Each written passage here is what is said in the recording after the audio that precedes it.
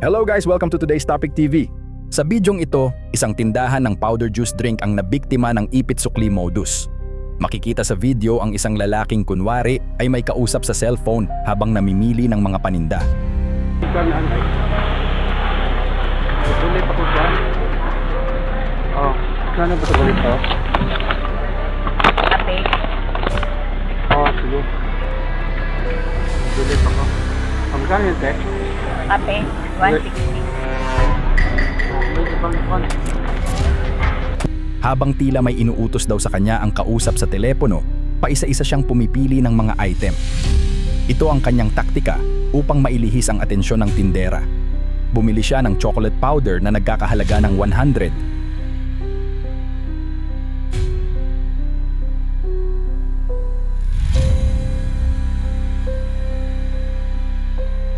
At nagbayad ng 1,000. Habang nagbibilang ng panukli ang tindera, kapansin-pansin na panay ang sulyap ng lalaki sa perang isusukli sa kanya. Sinuklian siya ng tindera ng 900 na tig 100.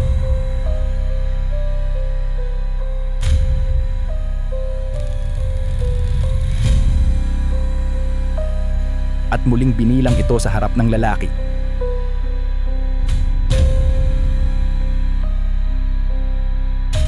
Ngunit nang iabot na ang sukli, mapapansin sa video ang kamay ng lalaki, palihim niyang inipit sa pagitan ng kanyang mga daliri ang ilang tig 100. Kasabay nito, bigla siyang nagtanong sa tindera tungkol sa pangalan ng produktong kanyang binili. Ano pangalan mo ito? Sal. Oh, dito? May alis nyo? Ay, pwesto. Oh, ito ba? Yung alis ko dito, no? Lol. Ano? Alis? Alis? Ang Hindi. artist. Alis? Ilang sandali pa, kunwari ay nagkamali siya ng binili at sinabing anis daw ang kailangan niya, hindi chocolate powder. Ay, anis. Doon ako na. Hindi ba itong alis dito? Alis daw? Hindi po. Chocolate yan pala mo. Oh, iba yung alis? Iba yun. Yung ang Alis pabango yung yun. pabango. At pa ilalap mo. Alis daw. Eh, chocolate po yung palamig. At nang ibalik na ng lalaki ang kanyang sukli, ay kulang na ito. At nasa kabilang kamay na niya ang iba. Inilipat niya ito sa kabilang kamay saka ibinulsa. Kaya alis mo yung sabi? Asa banda yung alis? Ibinalik ulit ng tindera ang pera niyang 1,000. Subalit hindi na niya nabilang ang ibinigay sa kanyang sukli dahil sa pagtatanong ng lalaki. Anis, pampabango. Pabango na siya? Asa banda yun, te? Yan. Anis. Ba yan? Basta na lang kukuha. Ang insidenteng ito ay matagal nang nangyari subalit patuloy pa ring ginagmit ang ganitong estilo hanggang sa kasalukuyan. Huwag basta magpadala sa mga modus na nanggugulo at manglito ng isip lalo na sa pagbabayad at pagsusukli.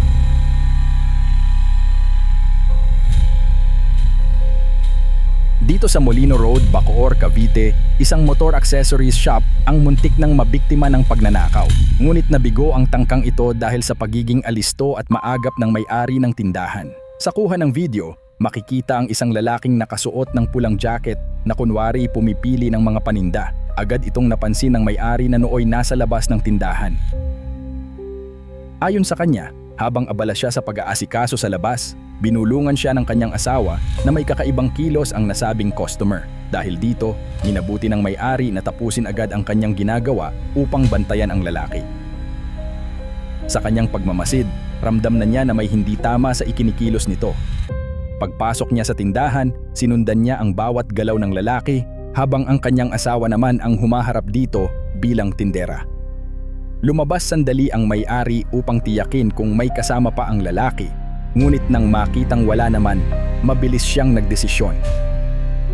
Kinuha niya ang susi ng sasakyan at pinasakay ang kanyang asawa sa loob bilang pag-iingat sakaling may hindi kanais-nais na mangyari.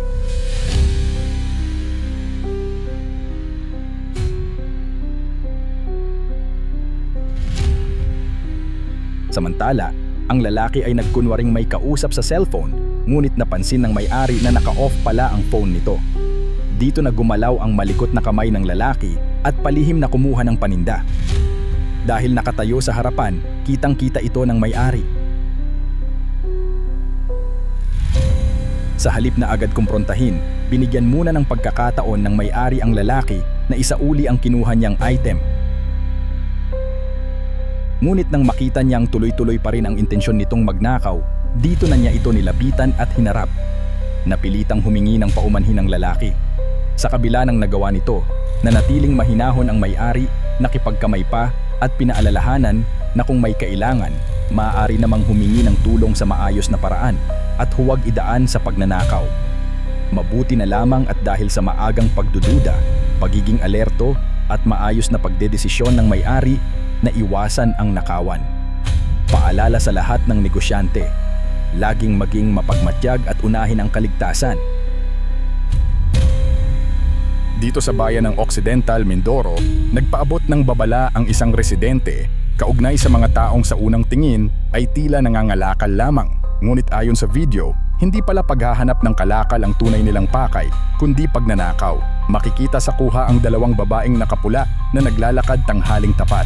Maya-maya ay huminto ang mga ito at sumilip sa bakuran ng isang bahay. Ilang sandali pa, may sumunod na isa pang individual na may bitbit na lalagyan at sinundan pa ng 3 pang katao.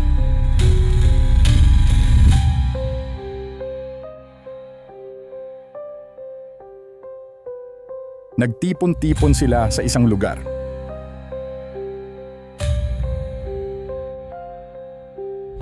Sa video, mapapansing may isang babaeng tumatakbo habang may bitbit na gulong, habang ang iba naman ay sumisilip sa katabing bakuran na tila naghahanap pa ng ibang maaaring makuha. Makikita rin ang isa nilang kasamahan na may daladalang mga bagay sa kanyang lalagyan.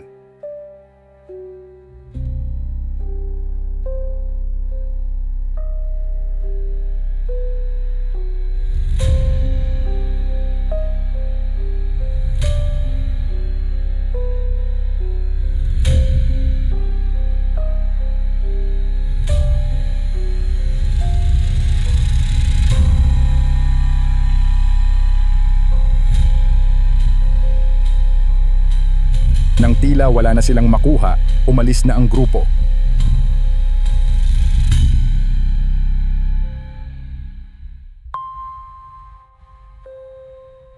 Subalit may isa pa sa kanila ang bumalik matapos tawagin ng kasamahan.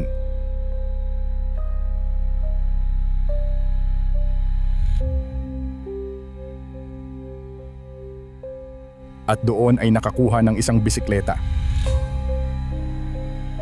Nang tangkain na niyang gamitin ito,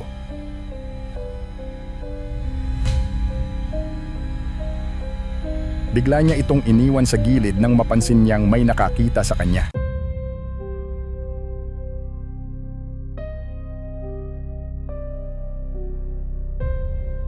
Agad siyang tumakbo palayo, hiwalay sa kanyang mga kasamahan.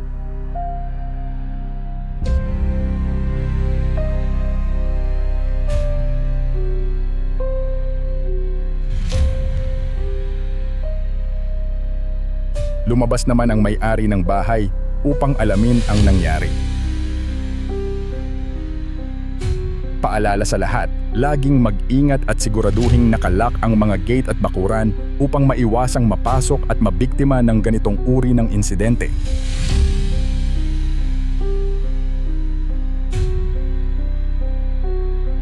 Dito sa Rosario Public Market, Batangas City, isang tindahan ng plastic supply ang nabiktima ng panlilinlang ng 2 lalaki.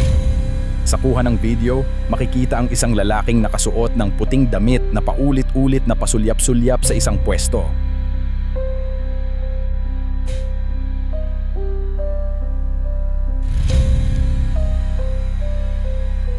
Maya-maya dumungaw siya sa loob ng pwesto para tingnan kung saan nakalagay ang bag ng tindero.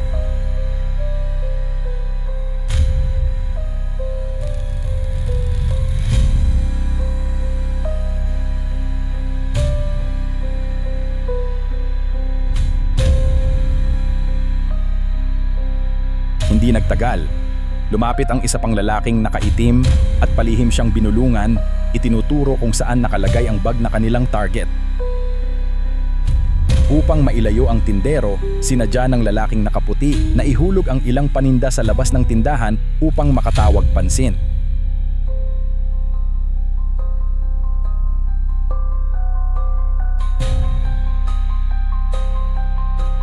Itinuro pa niya ang mga nalaglag na gamit sa tindero dahilan upang lumabas ito saglit.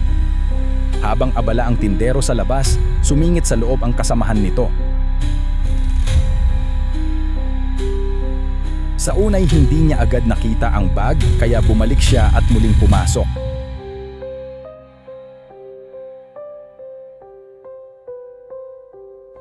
Upang hindi mahalata, hinarangan ng kanyang kasama ang paningin ng tindero. Sa pagkakataong iyon, nakuha nila ang bag ng tindero at mabilis na tumakas mula sa lugar.